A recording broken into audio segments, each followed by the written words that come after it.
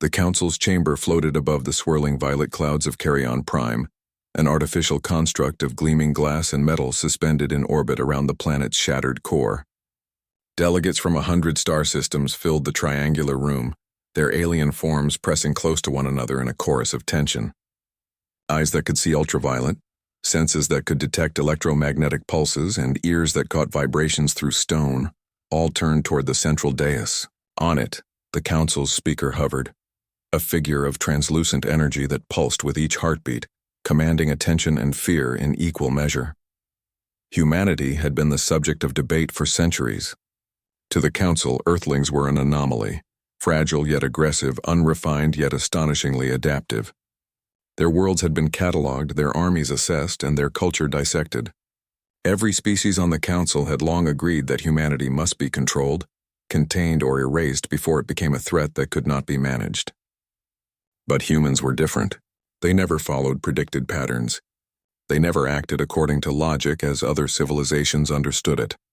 And now, with the button pressed to obliterate the homeworld of humanity, the Council was about to learn the consequences of underestimating them.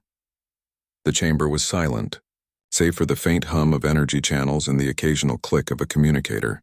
Each delegate had a hand or appendage equivalent hovering over their control pad. The red icon at the center of the Council's console blinked steadily, a signal of imminent annihilation. It was a measure of finality, the culmination of thousands of years of debate, diplomacy, and clandestine operations. In the void between stars, humanity had already moved.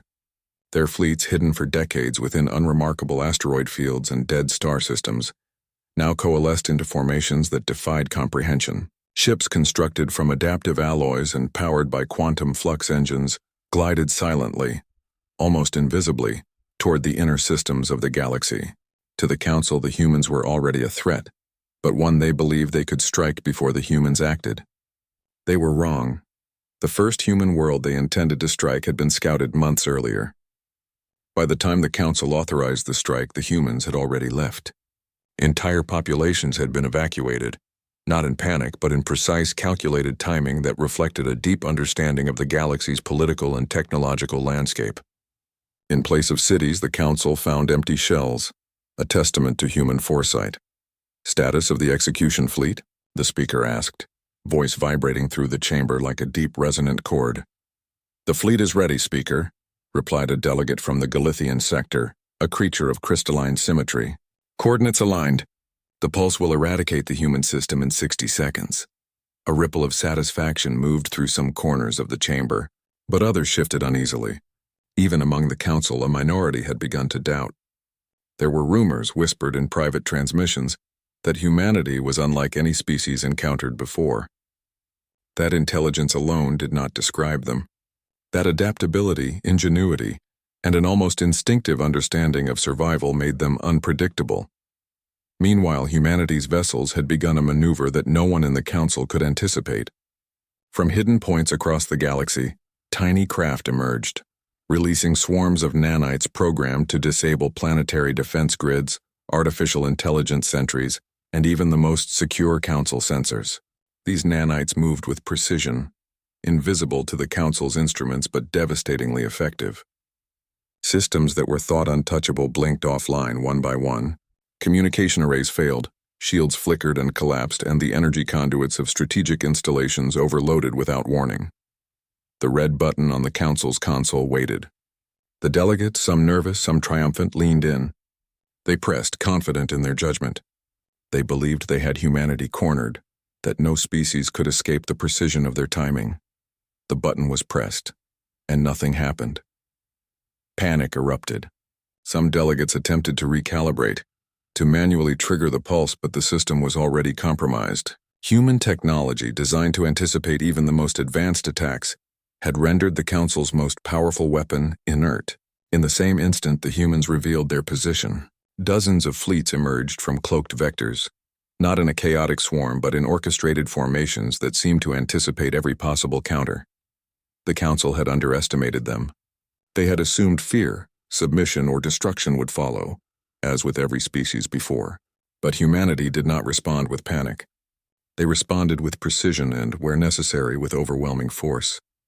Planetary defenses that once were thought unassailable were neutralized with surgical strikes. Ships that dwarfed human vessels were incapacitated in minutes. Entire military contingents disappeared, not through slaughter but through containment and control, demonstrating a strategy that combined restraint with ruthlessness. In the chamber, the delegates froze as alerts flashed across their consoles. Energy signatures shifted. Command networks went dark, and from the edge of human space a signal arrived, a simple, unyielding message. We are no longer here. You cannot control what you cannot find. The speaker attempted to respond, but communication channels failed. The counselors realized one by one that the humans had moved not only themselves but also their knowledge, their resources, and their civilizations beyond the reach of any known sensor. Entire human settlements existed now in hidden pockets dispersed among nebulae, moons, and artificial habitats. The very idea of targeting them had become meaningless. Chaos consumed the council chamber. Delegates shouted over one another, trying to coordinate a counterstrike, trying to understand the impossible. Their confidence, once absolute, dissolved into uncertainty. The galaxy's most advanced civilization, the Council, had been rendered powerless not by might but by ingenuity, by foresight, and by the unrelenting will of a species that refused to be cornered, and humanity watched. They had not sought revenge, not yet. Their initial moves were defensive, protective, ensuring that no further acts of aggression could touch them. But the message was clear. Any attempt to impose will upon humanity, to threaten their survival or sovereignty, would be met with swift, calculated, and uncompromising response. Across countless light years, human fleets dispersed, returning to cloaked positions, while scientists, engineers, and strategists continued their work. They analyzed council behavior, predicted next moves, and prepared contingencies for every potential scenario. This was not war as the galaxy understood it. It was evolution. Humanity had adapted to an environment of cosmic hostility, and they had done so with a combination of speed, intelligence, and strategy that no other species could match. The Council, for the first time in its history, faced a truth it could not reconcile. The humans were gone, not destroyed.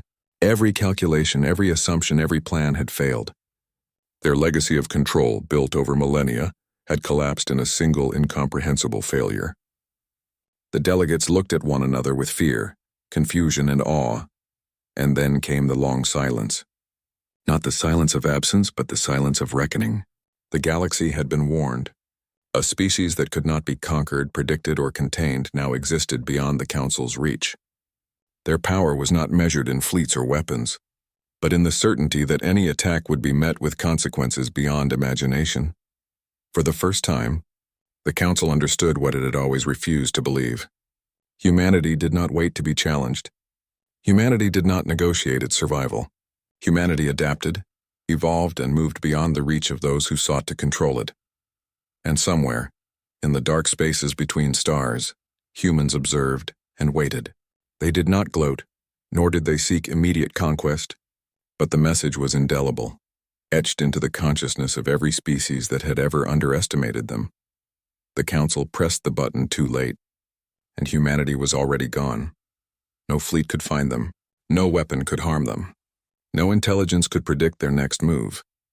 They were a species unbound, existing on the edges of the galaxy, shaping their destiny with an understanding of strategy, technology, and survival that no other civilization could match. The galaxy would remember this day, though it would never fully comprehend it. The day the Council realized that the humans they had underestimated, feared, and sought to control had already disappeared, leaving behind not rubble but freedom and the unassailable knowledge that they would never again be constrained. Humanity's silence was not weakness. It was preparation. Their absence was not fear. It was proof. And the Council, facing the remnants of its own arrogance, understood that a new era had begun, one in which the humans would no longer play by anyone else's rules. The stars themselves seemed to whisper a warning. The humans were gone yet present, invisible yet watching, ordinary yet terrifyingly extraordinary, and in every corner of the galaxy, every species that had once considered itself safe from the unpredictability of Earthlings would remember the moment when the button was pressed too late. Humanity was already gone. They had vanished, but the consequences of their existence would echo across the galaxy for millennia. Plans would be rewritten, alliances reconsidered, and the council itself would exist forever under the shadow of one Imu.